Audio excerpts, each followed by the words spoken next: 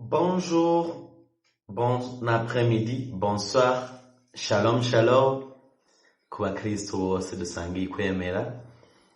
Assalamu alaikum wa rahmatullahi wa barakatuh ku bamizirimani mwese aho muri hose, ndabaramukije mwebwe ku mutima kandi no muri bwamwe n'urukundo. Tubwira ko tubasaba gukora subscribe kuri Naso Star TV ndetse bagiye gukora partage, commentaire kugira ngo tumenyane kandi mubandanye mudushigikira.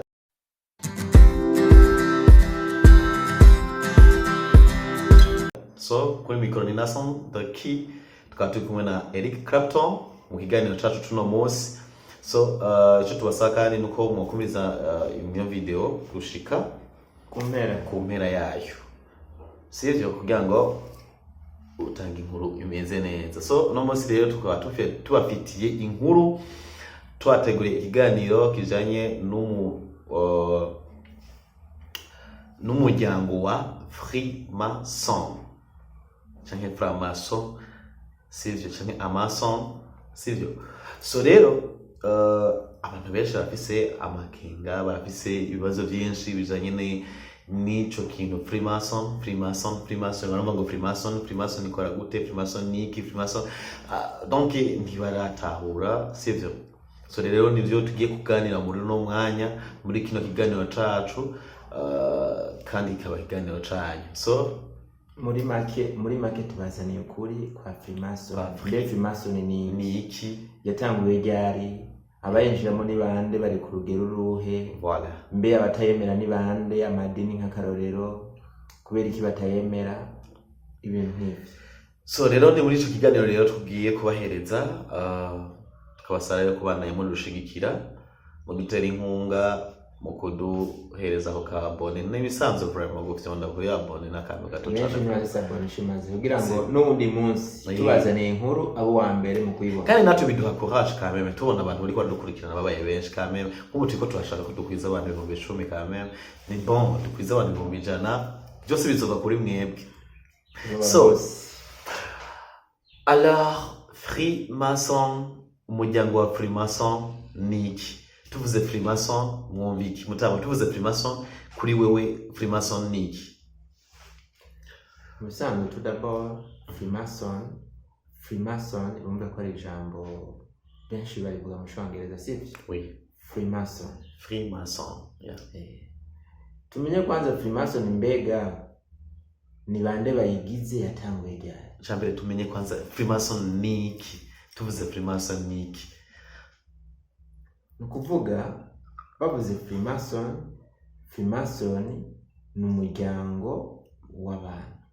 Voilà. Umuryango w'abantu.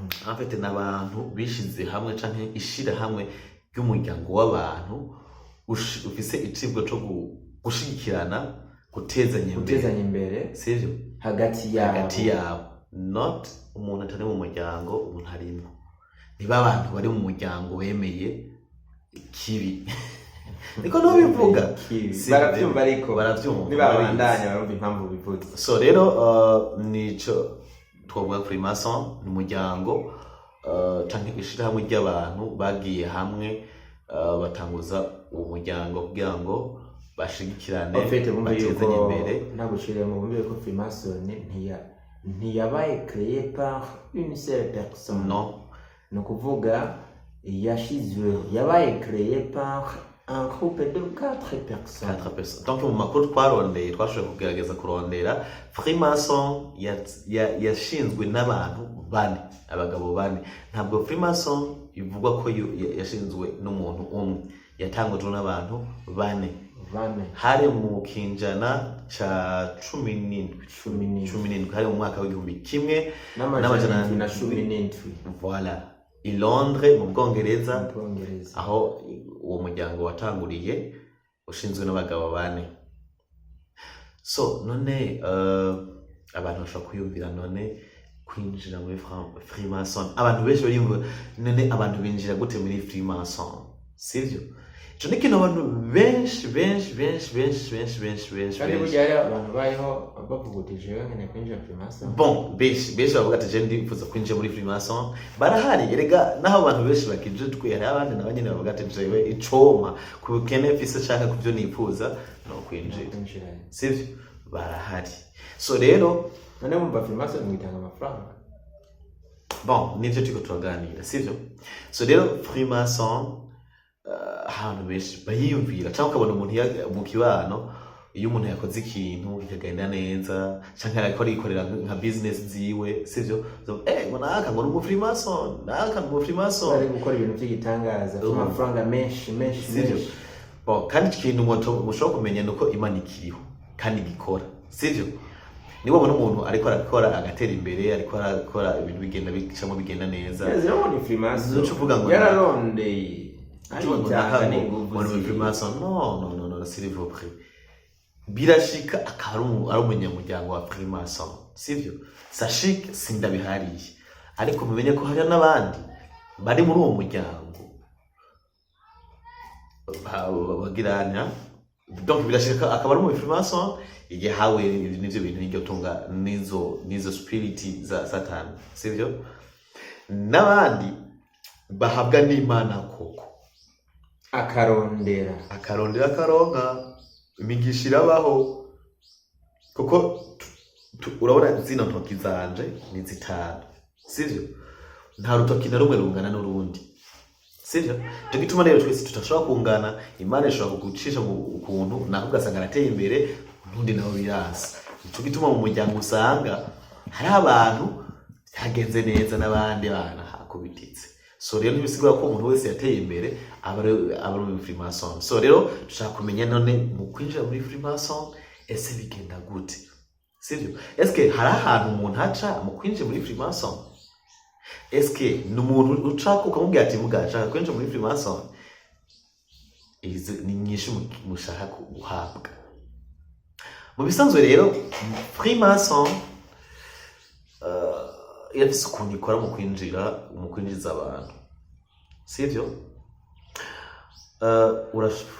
Urasanga umuntu par exemple uri muririmbyi uri umukinyi wa football umuntu akora ibintu kanaka kandi donc abanyamuryango ba Freemason baba bakubona bari hajya ni benshi barahari gusa ntushobora kumenya ni ingunaka no mu Freemason kuko nta muntu n'umwe yivuga ari ofete amategeko ya Freemason. Nta muntu n'umwe ari kuri kuvuga ngo naka no Freemason ahubwo arivuga we nyine arivuga kandi mu ndahiro bavuga barahira iyo binjiye muri Freemason harimo kutagirane kutamena amabanga y'umuryango wa Freemason nuko bimeze uko muravyumva. Nico gituma rero umuntu wese adashobora kwemera ngo je ndo Freemason nigikunda bama bari banyegeza ibintu byabo. Ntushobora kuvuga ngo jewe ndi mu Freemason ngo naka ngo mu Freemason yabo ntibavugana kandi n'abantu donc ni imbaraga zo mu mwijima bandanye babwira ukuntu Freemason winjira. So rero uko twavuze ati wowe urashobora gukora ibintu mu madomene atandukanye. Uri muririmbyi, umukinyi wa firme, umukinyi wa football, umuntu umurimyi arima bya bindi byo ku rugero sivyo. Uri umuntu akora utuntu dutandukanye sivyo. So rero abanyamuryango ba Freemason baba bari hajya bariko barakwitegereza sivyo. Bashobora kuza cyane baraza kuri wewe sivyo. Uzobona abo bantu baza mu buzima bwawe bakabona par exemple reka dufatire ku muririmbyi cyangwa ku mukinyi wa football sivyo. Bakabona ati uyu muntu tuko turaraba Eric arafise impano yo gukina filme araririmba neza. Hamwe umuntu yo mushamo umutahe sivyo yoshobora gutera imbere sivyo. Abo bantu rero baraza bakagaha imitahe n'imbura umurimyi bakakongerereza umutahe wo kugira ngo urime byinshi imbuto nyinshi sivyo. Bakaza ati wewe rero twarabonye urashoboye iyi domaine okay. Alors tora reka tugufashe kugira ngo utere imbere. Rima ibi canke ririmba barusanzwe rima canke ririmba genda muri studio nziza Voilà. studio imeze nabi Voilà. Bakatanga kukurondera amakonse atandukanye, bakurondera amakorabo atandukanye, bakatanga kukuduza kidogo n'amafaranga bakumenamo, sivyo? Ukazobona utangwa kugira ama 6 bakagukundisha abantu, wowe umubona umenga ni 6 urimo, ubona umenga na ma 6 urimo, kandi babantu nyene nabantu beza bagufasha kame nabantu bawe ba hafi vuba haragendera aho, sivyo? Mugabo gato y'umuduga vuye kuyagayaga abantu baradimira Voilà. Naka ebana yahitinze ni sawa. Petit tactique uravyumva? Gato yirero gato. Wewe rero ico baca bakora, baca batanguza baragutumira mu manama yabo. Okay? Baguha rendez-vous. Baguhatumira mu manama, bon, tel jour uzodusanga hanaka tuganire, okay, nk'abafatanya bikorwa dusanzwe tugufasha quand même.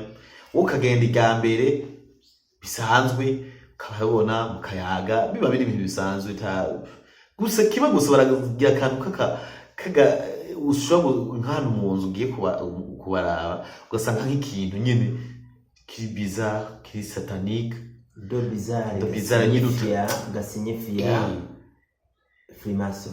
Mugabo wewe nakantu katagushira ahantu ngucu ucika intege cyangwa usubiza umutima inyuma. Oya nakantu ushobora kubona udushobora no kubaza n'umuntu ati mbere bike kintu kanigiki kakantu nyene umenga ushobora peut-être n'ibintu bisanzwe muga igihe azogera aho yisangamo azivuga ati inge ndacabivuga sivyo?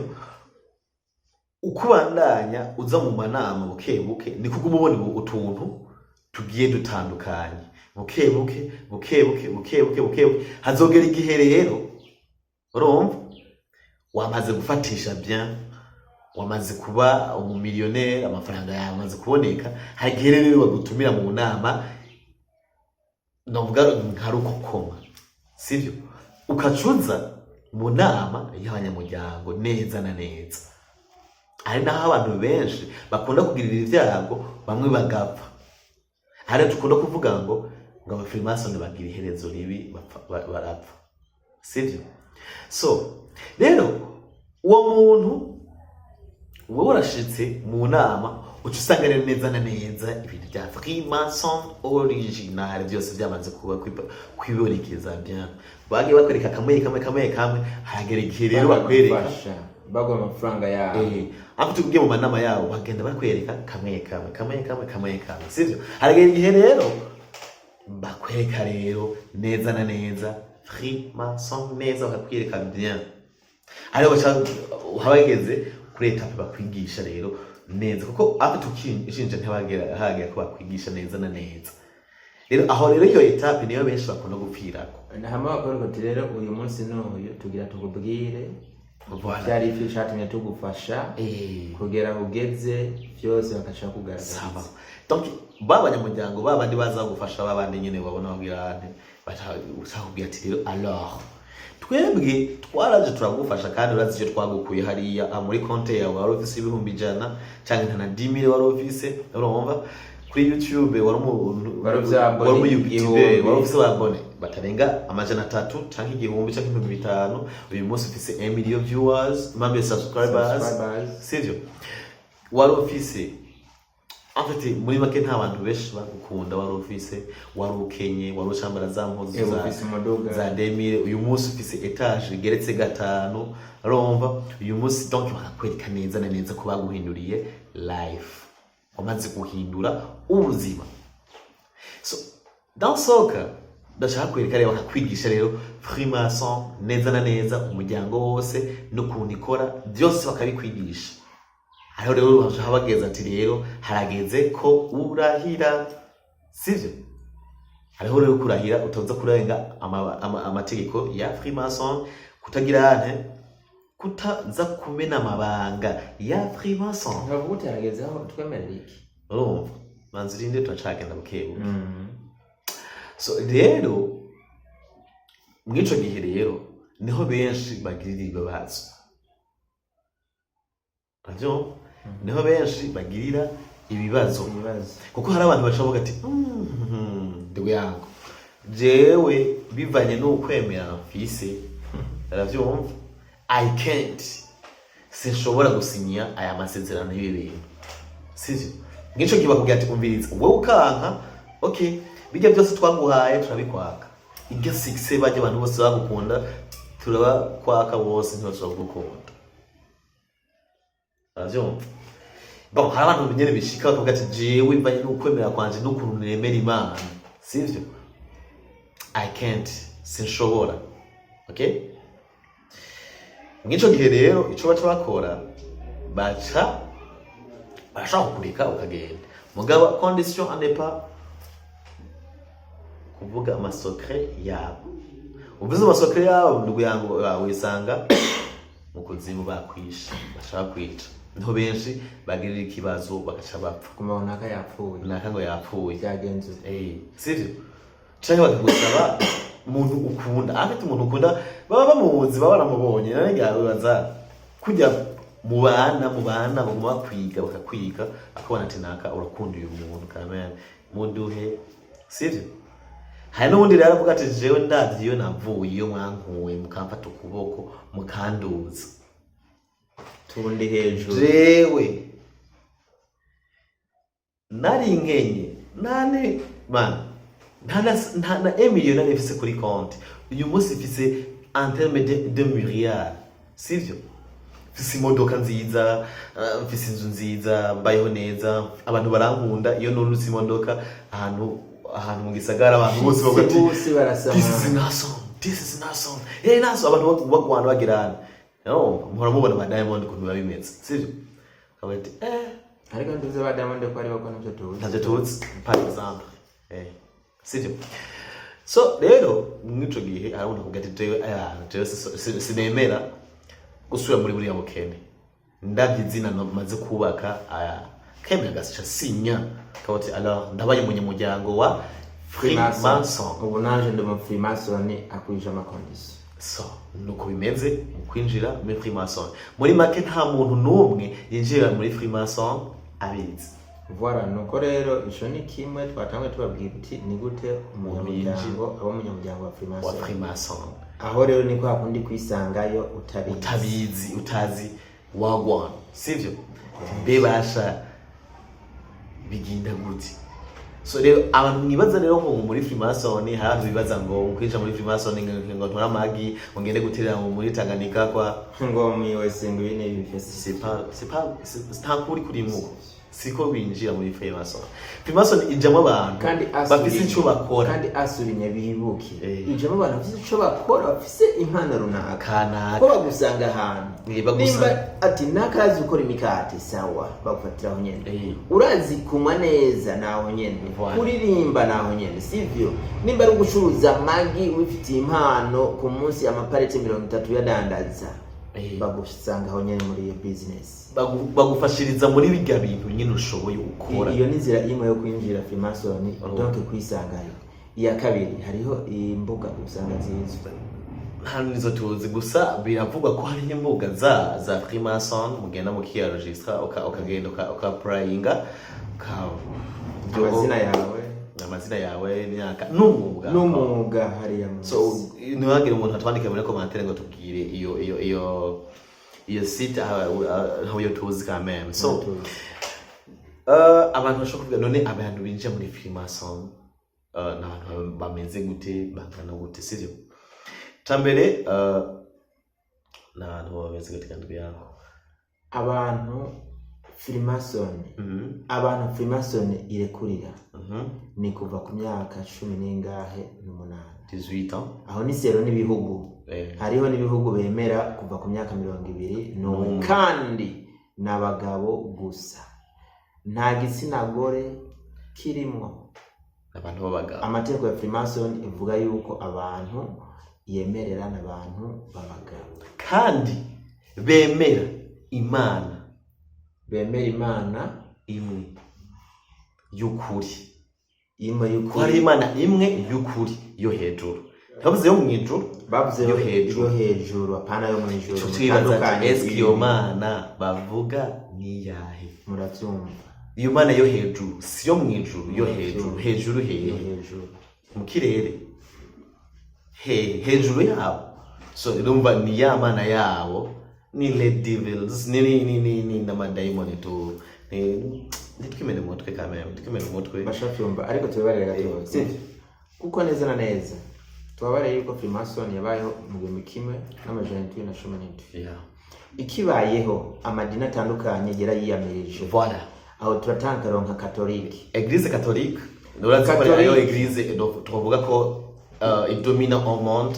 No kuvuga yuko idini rya Catholique ryaranse Freemason kuva umwaka w'igihumbi kimwe n'amajana 1938 ku mupapa yitwa Clement XII cyangwa Clement wa 12.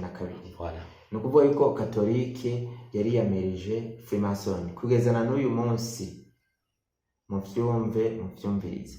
Ikindi cyo bibutsa ko nuko twibutsa ko kuri Église catholique nyene nuko mu mwaka w'igihumbi kimwe n'amajana 1983 Église catholique yiyamirije abantu binjira mu muryango wa Freemason, aho yavuze ati abantu binjiye mu muryango wa Freemason ko bazosubira kujya kwakira Eucharistia canke muco bibona Eucharistia, sivyo?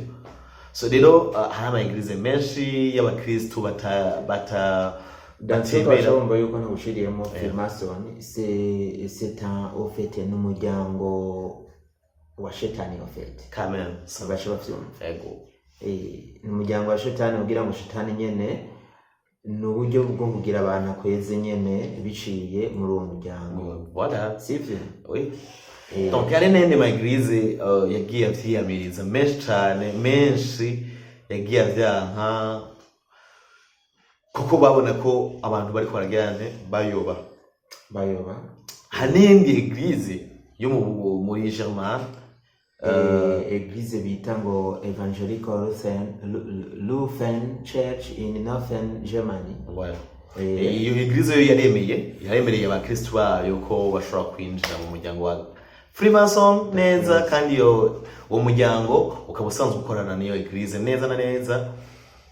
So urumva ko hari abantu bwameme bo bavuga ati jewe vraiment kuba muri Freemason ni ibintu bisanzwe pour moi, ni bisanzwe, sivyo? Barahari pe. Hari n'andi mashengero rero nk'iyo bita Church of Light nayo nyene irayoboka izo mbaraga z'umwijima niko bazita muri make, ni imbaraga z'umwijima, ntabwo ari imbaraga z'Imana, sivyo? Kuko urumva bemera Imana imwe rudende, nukwemera ko hari Imana imwe rudende kandi iyo hejuru hano yo mwijuru. Mbo bavyumve neza, sivyo? Kuko muri Freemason winjiye barakubwira uti aha nta Yesu na Allah, niko bimeze. Nta bya Yesu, nta Yehova, nta donc nukumenya hari Imana imwe kumenya yuko bo rudende y'ukuri yo hejuru. Bo ntibemera kuvuga Yesu, ivyo n'ivy'iwanyu, donc baraneutraliza izina Imana iyo tubuzi muri rusange, sivyo? Bakayineutraliza vraiment bikwiye. Kandi mucyo mwibuka ko muri Yohana 14:9 umenga kuri 6 avuga ngo Yesu yavuze ngo nije nzira n'ukuri n'ubugingo, nta ushika kwa data nta mujanye, sivyo? Ubona urumva ivyo bya Yesu byo niwe ntavyo bira. Bumve rero Freemason, nimba vuga Freemason bose tawale ko Freemason iriho ari wa mugwi w'abantu, sivyo? Wa mugwi w'abantu baraho kugira ngo bashobore kuyovya isi yose, atakuvuga Imana, atakuvuga Yesu, atakuvuga Yehova. Erega muta ndakubwira ikintu kimwe,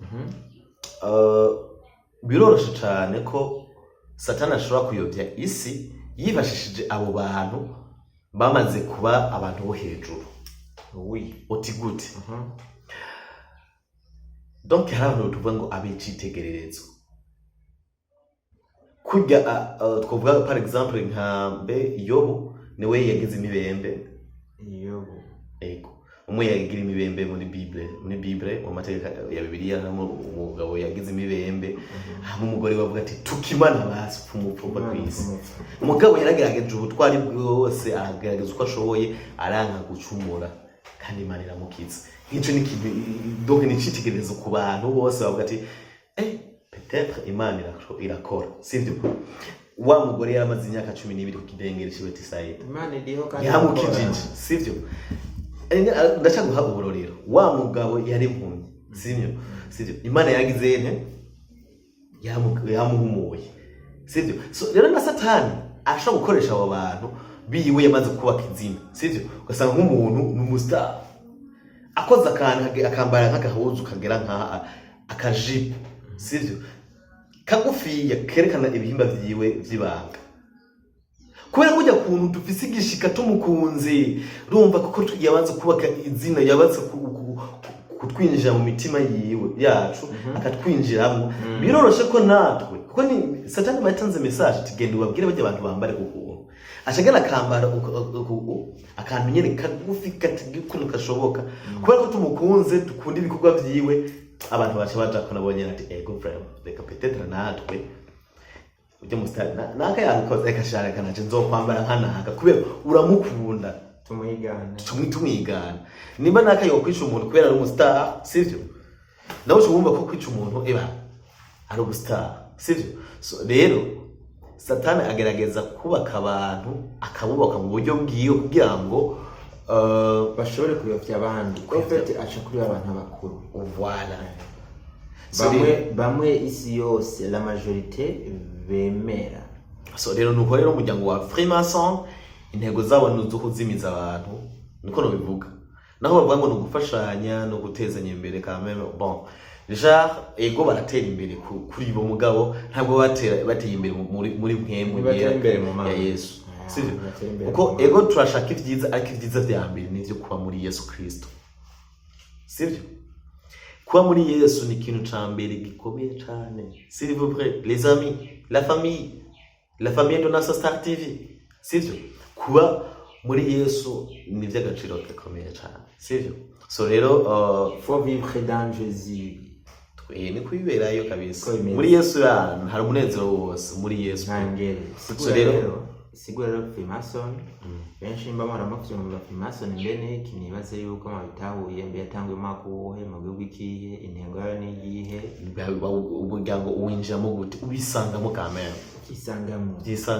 kisangamo rero ngiriye ko ndabahana bagatoya akagohe n'abakunyi cyane abantu dukunda ibintu biharawe voilà abantu dukunda ibintu biharawe tutabumbwa n'ivyo dufise turagira ikibazo cyane wowe Imana yaraguha impano yawe ivyo uri kurakora ko biriko biragenda neza igombi ku munsi bakironka mugabo ukashure kure abantu bari bose bari bavamiye projet yawe ngo tugufashe ngo baraje kugufasha gumana n'utwo dukeyi nturondere ivyo pakira kuko uzisanga hantu wavuga ko utazigera uja ari guzo uri passer canke mwarimu kubera ugomba kujana n'ibiki ibije byose manje ushira imbere akabazi umuntu aje kugufasha afisiye objectif urazi target gendo fata umwanya usenga Imana urazi eske man uyu muntu kwaje kumfasha wagwa bimeze gute ni kibazo rero ingorane kwisi abantu benshi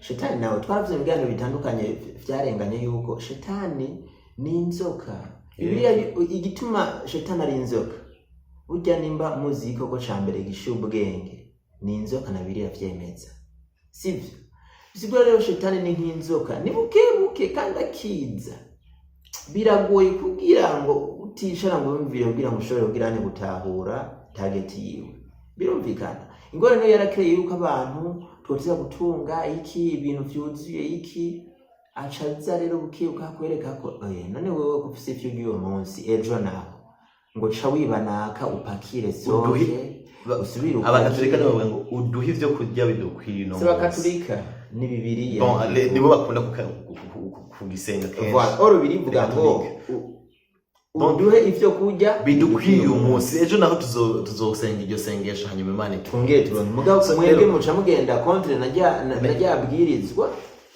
mukasha mugomba kurondera ivyo mupakira voilà deja rero gucumura naho uzopfa wifuza byinshi Imana kandi atari kibishaka so rero abantu rero mwari mumaze iminsi mwiyumvira how about Freemason so I think ko mwamaze kumva byinshi bijanye n'umuryango wa Freemason. So cyo tubasaba no gukora subscribe, partage, commentaire, biratwubaka biduteza imbere, bitugufasha kandi kubandanya dukora cyane no kuturinda abantu baza kudufasha baduha ivyo bintu vy'ibirengera kugira ngo badushitware isangano bagoye badusaba ngo rero zana papa wawe man s'il vous plaît stop